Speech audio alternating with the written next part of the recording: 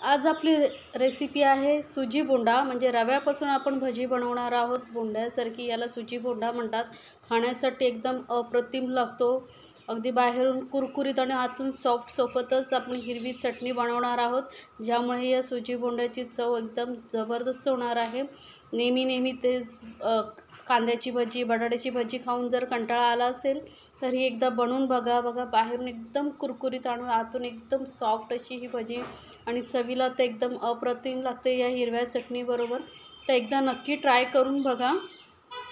तर बनवण्यासाठी आपल्याला इथे एका बाउलमध्ये घ्यायचं आहे बारीकवाला रवा. जर बारीक नसेल तर थोडा मिक्सरमध्ये फिरून घ्या. तर इथे मी 1.5 कप रवा घेते आहे. आता मेजरमेंटसाठी तुम्ही कुठलाही कप घ्या आणि त्याने सर्व साहित्य मोजून घ्या. तर 1 आणि अर्धा हा कप असा बारीकवाला आपण रवा घेतलेला आहे. आता यामध्ये घालायचं आहे बाइंडिंगसाठी आणि कुरकुरीतपणा येण्यासाठी तांदळाचं पीठ. तर साधारण 2 मोठे चमचे इथे मी तांदळाचं पीठ घेतलेलं आहे. तांदळाचं पीठ नसेल तर मग मैदा घेतला तरी चालेल. सोबतच ना अर्धा कप आपण इथे दही घेणार आहोत. आंबट जास्त दही घेऊ नका, थोडं फ्रेश दही घ्या. आणि आता दही घालून आधी आपण पाणी न घालता मिक्स करून घ्यायचं आहे. म्हणजे किती ओलसरपणा येतो आहे ते आपल्याला कळेल. पाणी जास्त घालायचं नाही, पण आपल्याला ना असं घट्टसर असं हे मिश्रण हवं आहे. त्यामुळे पाणी आधी आपण घालत नाही आहोत. तर रव्यामध्ये दही चांगलं आधी आपण मिक्स करून घेतलेलं आहे. त्यानंतर आपल्याला पाण्याचा अंदाज येईल. तर आता आपण पाणी घालूया. तर इथे मी अर्धा कप पाणी घेतलेलं आहे. 1.5 कप रव्यासाठी आपण इथे अर्धा कपच पाणी घातलेलं आहे, कारण यामध्ये आपण नंतर काही साहित्य ॲड करणार आहोत. त्यामुळेही थोडा ओलसरपणा येऊ शकतो. म्हणून आधी आपण फक्त 1.5 कप रव्यासाठी अर्धा कपच पाणी घालायचं आहे. कारण जेवढं घट्टसर गोळा होईल असेल ना, तेवढंच आपलं जी सुजी बोंडा आहे मस्त कुरकुरीत होईल. पातळ झाला की तो सॉफ्ट होतो लवकर. म्हणून जास्त पाणी न घालता अगदी असं घट्टसर आपल्याला हा रवा भिजवून घ्यायचा आहे. रवा बघा मस्त व्यवस्थित मिक्स करून घ्यायचं आहे आपल्याला. आणि आता याला आपल्याला भिजत ठेवायचं आहे कमीत कमी 5 ते 10 मिनटं. रवा इतपतच असा भिजला पाहिजे घट्टसर. बघा चमच्यानेही गळत नाही आहे पटकन. म्हणजे मस्त घट्टसर भिजत ठेवलेलं आहे. याला आपण साईडला ठेवूया 10 मिनटासाठी.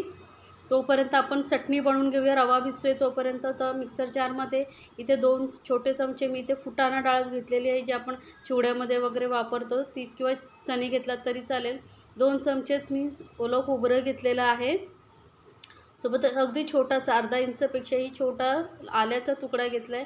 आणि आता तिखटपणासाठी 2 हिरव्या मिरच्या घालते. आता तुम्हाला तिखट किती हवे त्यानुसार मिरच्या घाला. हिरवी मस्त कोथिंबीर थोडी जास्त प्रमाणात घालायची. कलरही खूप छान येतो. देठासहित घालायचे आहे. देठांचाही कलर खूप छान येतो. आणि सोबतच आता ना यामध्ये चवीनुसार मीठ घालूया. आणि आता इथे मी अर्धा चमचा छोटासा जिरं घालते. आणि पाणी जास्त नाही घालायचं, थोडंसंच घालायचं आहे. आणि याची एकदम बारीक अशी पातळ अशी मस्त चटणी वाटून घ्यायची आहे. तर हे बघा आपली चटणी एकदम पातळही नाही घट्टही नाही, अशी मिडियम अशी आपण ही चटणी वाटून घेतलेली आहे. आता चटणी वाटून झाल्यानंतर आपण इथे जो रवा भिजत ठेवला होता तो घ्यायचा आहे. थोडा मिक्स करून घ्यायचा आहे. म्हणजे कसं होतं एकसारखा रवा सगळीकडे होईल. ते व्यवस्थित बघा किती आता रवा भिजत ठेवल्यामुळे मस्त असं घट्टसर झाला आहे. इतपतच आपल्याला रवा हा भिजलेला हवा आहे. आता यामध्ये काही सामान ॲड करूया. आता इथे मी 1 मोठा कांदा बारीक चिरलेला, कोथिंबीर, आलं जरासं आणि हिरवी मिरची घेतलेली आहे. 2 हिरव्या मिरच्या बारीक कापून, थोडंसं कढीपत्त्याची पानं बारीक कापून घेतलेली आहेत.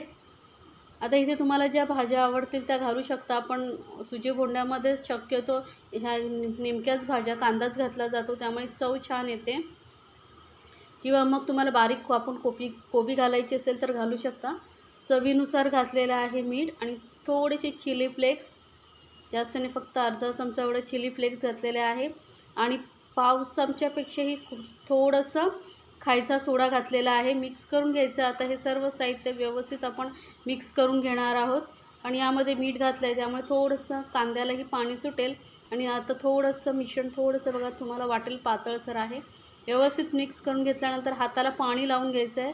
असं पाण्याने मग ते बोंडे तेलामध्ये सोडायचे आहेत. तर बघा पाणी लावल्यामुळे हाताला मिश्रण चिकटत नाही. प्रत्येक वेळेस हाताला पाणी लावून घ्यायचं. हात ओलसर असला ना मग मिश्रण चिटकत नाही. आणि थोडेसे असे गोलसर असे आपण हे बोंडे तेलामध्ये थोड्या मोठ्या साईजचे लिंबाच्या आकाराचे सोडायचे आहेत.